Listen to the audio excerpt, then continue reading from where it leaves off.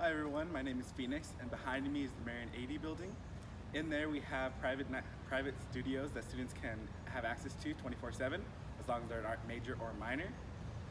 Also in here we have a 3D printer, and it's another spot that it's another spot that art can be hung up by students. Okay. So we're currently standing in the courtyard of our Center for Visual Arts. There are 4 buildings. We are in the center of 3.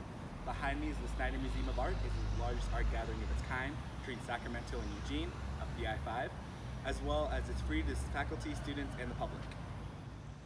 So behind me is the appropriately named art building. In there you can find faculty offices for our art major, as well as creative writing department, our Mies Auditorium, which holds about 160 students, and another art classroom that holds about 50 students. So behind me to my right is the DeMoore Sculpture Building. The name speaks for itself. That's where all sculptures kind of happen. We also have a wood shop in there, and ceramics, and a 3D printer. Over to my left, the Brown Building is the Student Health and Wellness Center. Everything in there is a $15 copay, regardless if you have insurance or not. They also have a small pharmacy in there, which you can get charged to your student account, as well as they offer both physical and mental health needs. At the top of the hill, on the left-hand side, we have Cascade Hall, which is home of the ROTC program. That is where they are housed. They get a housing stipend, and we are part of the Army branch, and they'll help you pay your tuition. Over on the right-hand side, we have the Madrone Resident Hall. In there, it's apartment style, so that means there are 4 bedrooms per apartment. There are 2 bathrooms, a kitchen, and a living room area. To live up there, you have to be in sophomore standing or above, and/or be 21 or above. This is a great area to talk about transportation options. Over to my right, we have the Road Bike Share program. It only costs a few dollars to sign up, and you can ride those bikes as much as you like to get downtown for a quick ride. We also have a bus pass available to all SOU students. In order to get one, just contact the Raider Student Services. It is $15 per term, and it's unlimited rides Monday through Saturday. Awesome. All right, so this is Green Springs. This is one of our traditional style residence halls. There's 4 different towers in this building. We actually are not going to be able to go in to see one of those rooms, but I can kind of break it down for you. So there's 2 twin XL beds, 2 desks, and 2 closets. And then once you leave the room, you're actually on a styled floor in which you have a bunch of other people living with you. So there is a community style. There is a community bathroom as well as a community kitchen. And then once you leave that floor, you can actually walk down here. And then at the very end of the hallway, there is a laundry for the students, as well as right over here. You can see that we have the University Housing front desk. That is where all students can go pick up any mail or packages for them.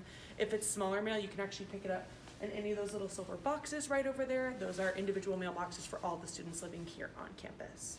So this is one of the many parking lots that we have here at SOU. This one is specifically for students who live here on campus. We have a system that breaks it down so it's pretty easy for students to understand which parking lot they're allowed to park in. There's actually colored dots on all of the spots. The ones for students living on campus are red. The ones for students who are commuting to campus are green. The ones for staff are yellow. And the ones for people visiting campus or guests that have to pay at the meter, those are white. For students living here on campus or commuting as well, the parking pass is $140. It's actually a virtual parking pass. You don't need a sticker to be put on your car, which is awesome. Or you can pay it $50 per term. So this is Shasta, another first-year resident hall for students here on campus. However, any grade level can live here if they would like to. This is set up a little bit different than Green Springs, which I talked about earlier. This is actually a suite style setup. So when we go into the rooms, you'll be able to see exactly what I'm speaking about. But in the lobby area, it's very different from Green Springs, like I mentioned. On floors 1 and 3, it looks just like this. There's a lobby set up with a TV and kind of a social lounge for students to be able to come and talk and hang out, as well as hook up their Xbox and play games with their friends. And then on floors 2 and 4, there's actually a study lounge. So that way students can actually go study quietly with their friends or just kind of hang out while they're doing homework, which is awesome. On every single floor of this building, there actually is a recycling center, so students can go drop off their trash for recycling there, as well as laundry on floors 2, 3, and 4 in this building. So if you live on the first floor, you just have to walk upstairs. You can use any of the other laundry rooms in this building. The cool thing about this building as well is that it is actually fob entry, whereas in Green Springs, it's key entry, so that's a little bit different. So this is one of the rooms in Shasta Hall. This is a Shasta double, so it would be you and one other roommate in here. I mentioned earlier in Green Springs that these are twin XL beds, as well as they can be lofted, as well as moved around in this room, which is awesome. Right over here, we have a micro fridge. These are $205 to rent for the entire year, which you can split with your roommate. We actually do not allow students to bring any microwave or fridges of their own because this is a LEED certified building, which essentially just means it's extremely sustainable. So we can't have anything other than the ones that are approved for this building. All right, so this is the bathroom in Shasta Hall. So I mentioned earlier that the one in Green Springs is a community floor. However, this one is suite style. This is essentially what makes it different. So in here there is 4 sinks, so every roommate can have their own sink, which is awesome, as well as storage underneath. There's also a separate area for a toilet as well as for the shower, so everyone can kind of have their privacy, as well as this door right over here leads you to your suite mates, which is 2 other people living in this building, and from there you make up the suite, so there's 4 people in total. So on the tour, you might get a question about the roommate selection process. Essentially, once you're approved for the university, you can go on and apply for housing, and then from there they take you to a separate roommate portal, and then you get to fill all these questionnaires, kind of like an eHarmony situation, and then they can match you up with people that they think you will be compatible with. That way they think that you'll have an awesome living situation, and you already have things in common when you're going into it, and from there you can contact the person, and then you have your roommate for the year. Standing in right now is Raider Village. This is in between McLaughlin and Shasta Hall right over here. So this is kind of a fun place where students get to hang out. There's a little stage right over there where I've seen some people practicing their fencing, which is awesome. There's also different types of events that are held here. There's one in particular, which is RHA's Block Party. That one's normally held in spring term. That has a bunch of different like jump houses happening. They always have a cookout happening over by the Hawk, and it's just a fun time for students who are living on campus to come and kind of enjoy the good weather that we have. Alright, so this is the DMC, or the Digital Media Center. This is home to our newest major, which is digital cinema. Inside here we have a lot of different computer labs as well as different studios for students to be able to use. You also have the ability to be able to rent out any of the equipment that you would like to use, and it's free for students to be able to do so. So temporarily located behind the DMC is actually what we call Trailer Hall, which is home to communication studies. And in there you can have 2 different concentrations, which is social media and public engagement, as well as communication studies. That's where all the faculty offices are located for the communications department. So if you ever have a meeting with your professor, you can go there.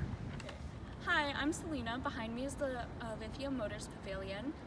On this side of the building is the Student Recreation Center. Here we have 2 full-size gymnasiums, lined courts for basketball, volleyball, badminton, and all sorts of other games. We have a suspended track, as well as a fitness center area and a couple fitness studios.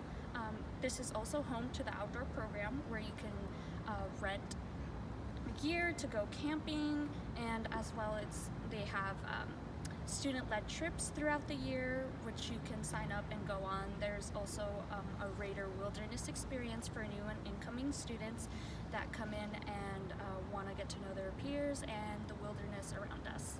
We also have a 44-foot climbing wall, and we have an incoming esports league, and we also offer classes like yoga, cycle up in the fitness studios. So behind me is the other half of the Lithia Motors Pavilion. This half focuses on athletics, and it also has some classrooms downstairs. So it has a 1,400 seating arena for basketball games, which students get in for free. They also have volleyball games in there, any sport that requires a gymnasium. There's also 13 varsity sports. So here we also have intramural sports, which are really chill. You could just sign up and show up to play basketball, soccer, that kind of stuff. Then we have our club sports, which is a little more serious. You do have to pay a certain fee depending on the team, and you will probably get to travel depending on the team. And then we also have our varsity sports here, which is basically you're being recruited on a collegiate level to play sports for the university. Down below me we have the official football field as well as the track. We also have other fields a little further down campus where intramurals and club sports get to practice, as well as other sports like varsity. Right behind me is the Hawk. This is our dining hall. We have 2 meal plans for incoming students, the red and black plan. They both cost the same, but there's a difference between one gets a certain amount of meals a week and more Raider cash, and the other one gets less Raider cash but unlimited meals a week. We have vegetarian and vegan options here, as well as free appointments with a dietitian that are available to all students. We also have our on-campus convenience store, if you will, called The Landing. There you can use your Raider cash to spend on groceries, snacks, that kind of stuff. Hi, so right behind me is Churchill Hall. This is home to our provost office and president. This building is the oldest building on campus. It was built in 1926, although we have been an institution since 1872. This is also home to a couple classrooms, and although it is not the specific place this is housed, this is a good place to talk about jobs. There's work study and non-work study. I myself, this is a work study job, or not work study, non-work study job, as well as I have another job on campus, the Raider Rec. You can find these jobs on our job portal called Handshake. That should be on Inside SOU's website. This is the last step on the admissions tour. We are going to be talking about the academic support programs, such as Disability Resource Center. So the Disability Resource Center provides testing accommodations, note-taking services, alternative textbook formats, special classroom seating, and sign language interpreting and captioning. We are actually ranked one of the top 50 best disability-friendly schools in the United States. Within Disability Resource Center, we also have what's called UCAM, which is the University Coaching and Mentoring Program. It's a fee-for-service program that helps students with learning differences, and they pair them with a learning coach, and they meet usually once or twice a week to help with success here at Southern Oregon University.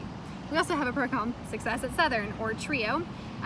TRIO is located a little bit beyond the admissions office, in the basement of the Stevenson Union, but that program is great for students who need support that are a minority student or low income or have a disability, and they often get tuition discounts as well as academic coaching and scholarships. Within the Office of Admissions, we do have professional staff that can help you with questions regarding your application, next steps, and how to enroll at Southern Oregon University. The application for SOU can be found at apply.sou.edu, and it is a $60 application fee, and admissions counselors can help you with the process. And at this point, you're going to wrap up the tour. Thank anyone who's on the tour for coming, and if they need to speak to an admission counselor, you will lead them inside. Otherwise, let everyone know that you're happy you're on the tour, and to follow up with any questions. Thanks.